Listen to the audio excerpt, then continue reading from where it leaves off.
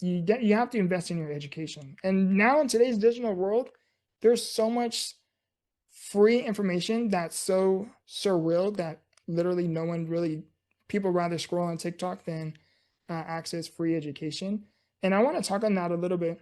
Is what is your what do you, what is your advice when it comes to, for someone who maybe doesn't have the financial capacity or availability to invest into themselves, right?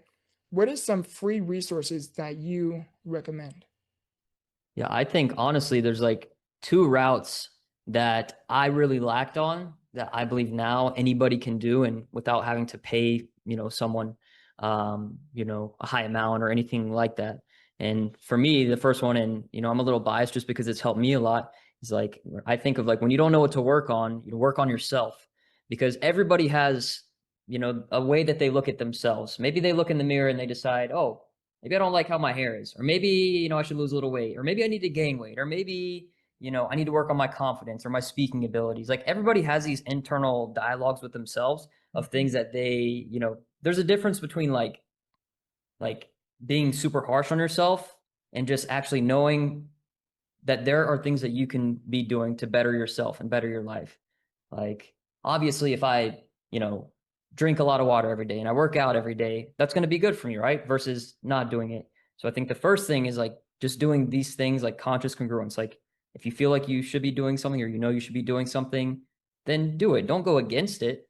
Like if you have these two things in front of you, like, an apple pie or an actual apple, depending on who you are in your current circumstance, which one should you? We know in our own mind in our own stories.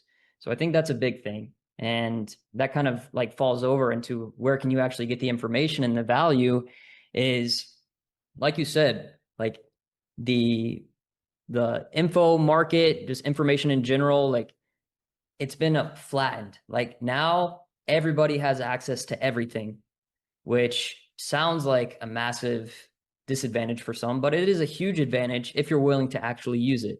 Like you said, a lot of people would rather scroll on TikTok than watch something educational. And that's just because these platforms are made to be addictive. It's not normal for, me or you to go and, study on YouTube how to do this or how to do that. Um, and I don't think you can force anybody to do that. You just have to have this, um, mindset of, if I want to learn how to do drop shipping, or if I want to learn how to, write a book, okay, where do I start? I can use any AI tool. You could talk on Claude, ChatGPT, Google search. YouTube is still one of my favorites because I think that there are, let's say in the drop shipping space, there's tens, 50, maybe hundreds of YouTubers that talk about drop shipping.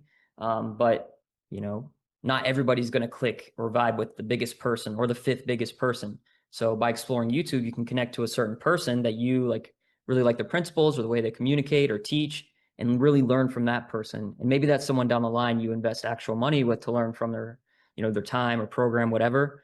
Um, but I think those are the two things, is like your personal development is always free. Making the right decisions is free.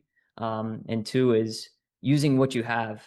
It can be a lot, but um, it's really not an information problem at the moment. It's just actually doing the things is the part that most people struggle with. Yeah.